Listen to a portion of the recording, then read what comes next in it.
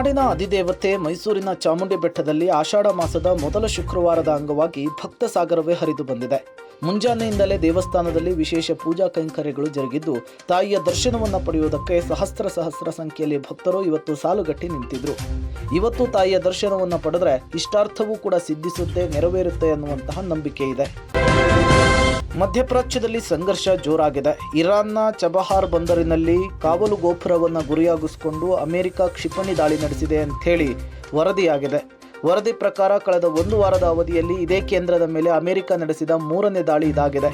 ದಕ್ಷಿಣ ಇರಾನ್ನಲ್ಲಿ ಬರುವಂತಹ ಪ್ರದೇಶ ಇದಾಗಿದ್ದು, ವಿದ್ಯುತ್ ಸೌಲಭ್ಯಗಳು, ರೈಲು ನಿಲ್ದಾಣ ಹಾಗೂ ನಾಗರಿಕ ಮೂಲಸೌಕರ್ಯಗಳ ಮೇಲೆ ನಿರಂತರವಾಗಿ ದಾಳಿ ಮುಂದುವರೆದಿದೆ. ಕೆಂಪೇಗೌಡ ಅಂತಾರಾಷ್ಟ್ರೀಯ ವಿಮಾನ ನಿಲ್ದಾಣದಿಂದ ಅಹಮದಾಬಾದ್ಗೆ ತೆರಳಬೇಕಿದ್ದ ಇಂಡಿಗೋ ವಿಮಾನಕ್ಕೆ ಹುಸಿ ಬಾಂಬ್ ಬೆದರಿಕೆ ಬಂದಿರುವ ಹಿನ್ನೆಲೆಯಲ್ಲಿ ವಿಮಾನ ನಿಲ್ದಾಣದಲ್ಲಿ ಪೊಲೀಸರು ತಪಾಸಣೆ ನಡೆಸಿದರು. ಪೊಲೀಸ್ ಮಾಹಿತಿಯ ಪ್ರಕಾರ ಜುಲೈ 16ರಂದು ರಾತ್ರಿ 8 ಗಂಟೆಗೆ ಬೆಂಗಳೂರಿನಿಂದ ಅಹಮದಾಬಾದ್ಗೆ ಹೊರಡಬೇಕಿದ್ದಂತಹ ಇಂಡಿಗೋ ಸಂಸ್ಥೆಯ ವಿಮಾನಕ್ಕೆ ಬೆದರಿಕೆಯ ಪತ್ರವೊಂದು ಬಂದಿತ್ತು. ತದನಂತರ ಎಲ್ಲ ತಪಾಸಣೆ ಮಾಡಿದಾಗ ಇದೊಂದು ಹುಸಿ ಬಾಂಬ್ ಬೆದರಿಕೆಯ ಮೆಸೇಜ್ ಅನ್ನೋದು ಗೊತ್ತಾಗಿದೆ. ಪೊಲೀಸರು ಇನ್ವೆಸ್ಟಿಗೇಷನ್ ಅನ್ನು ಚುರುಕುಗೊಳಿಸಿದ್ದಾರೆ.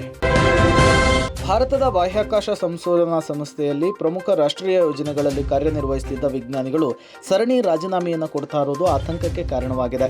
ಈ ಹಿನ್ನೆಲೆಯಲ್ಲಿ ಕೇಂದ್ರ ಸರ್ಕಾರ ಎಚ್ಚೆತ್ತುಕೊಂಡಿದ್ದು, ಗಗನಯಾನ ಸೇರಿದಂತೆ ರಾಷ್ಟ್ರೀಯ ಮಹತ್ವ ಯೋಜನೆಗಳಲ್ಲಿ ಕೆಲಸ ಮಾಡ್ತಾ ಇರುವ ವಿಜ್ಞಾನಿಗಳ ರಾಜೀನಾಮೆ ಹಾಗೂ ಸ್ವಯಂ ನಿವೃತ್ತಿಯ ಅರ್ಜಿಗಳ ಕುರಿತು ಹೊಸ ಮಾರ್ಗಸೂಚಿಯನ್ನು ಕೂಡ ಹೊರಡಿಸಿದೆ. ಬಿಜೆಪಿ ಹೈಕಮಾಂಡ್ಗೆ ರಾಜ್ಯಾಧ್ಯಕ್ಷ BY ವಿಜಯೇಂದ್ರ ಅವರ ಬಗ್ಗೆ ಭಯವಿದೆ ಎಂಥೇಳಿ ಬಿಜೆಪಿಯ ಉಚ್ಚಾಟಿತ ಶಾಸಕ ಬಸನಗೌಡ ಪಾಟೀಲ್ ಯತ್ನಾಳ್ ಆರೋಪಿಸಿದ್ದಾರೆ. ಸುದ್ದಿಗಾರರೊಂದಿಗೆ ಮಾತನಾಡಿದ ಅವರು, ರಾಜ್ಯಾಧ್ಯಕ್ಷರ ಕುಟುಂಬವೇ ಬಹಳ ಪ್ರಭಾವಿ ಎಂಥೇಳಿ ಬಿಜೆಪಿ ಹೈಕಮಾಂಡ್ನ ನಾಯಕರು ಭಾವಿಸಿದ್ದಾರೆ. ಆದರೆ ಶೀಘ್ರದಲ್ಲಿಯೇ ಅವರಿಗೆ ಸತ್ಯ ಅರಿವಾಗುತ್ತೆ ಎಂಥೇಳಿ ಮತ್ತೊಮ್ಮೆ BY ವಿಜಯೇಂದ್ರ ವಿರುದ್ಧ ಯತ್ನಾಳ್ ಗುಡುಗಿದ್ದಾರೆ.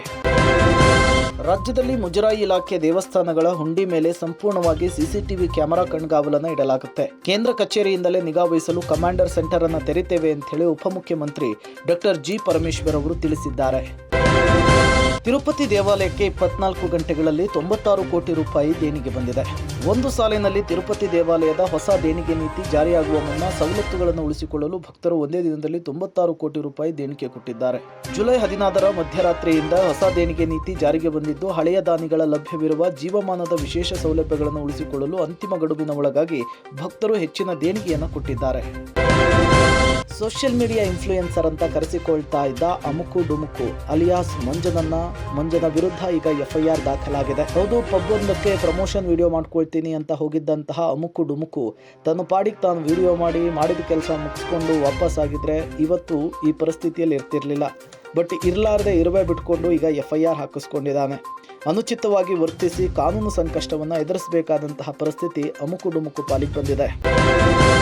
ರಾಷ್ಟ್ರಗೀತೆ ಜನಗಣಮನಕ್ಕೆ ಅಡ್ಡಿಪಡಿಸಿದರೆ ಶಿಕ್ಷೆ ವಿಧಿಸುವಂತೆ ಇನ್ನು ಮುಂದೆ ವಂದೇ ಮಾತರಂ ಗೀತೆಗೆ ಅಡ್ಡಿಪಡಿಸುವವರಿಗೆ 3 ವರ್ಷಗಳವರೆಗೂ ಕೂಡ ಜೈಲು ಶಿಕ್ಷೆಯನ್ನು ವಿಧಿಸಲಾಗುತ್ತೆ. ಜುಲೈ 20ರಿಂದ ಆರಂಭವಾಗಲಿರುವ ಸಂಸತ್ತಿನ ಮಳೆಗಾಲದ ಅಧಿವೇಶನದಲ್ಲಿ ಪ್ರಧಾನಿ ಮೋದಿ ನೇತೃತ್ವದ ಕೇಂದ್ರ ಸರ್ಕಾರವು ಇದನ್ನು ಮಂಡಿಸಲು ಉದ್ದೇಶಿಸಿದೆ.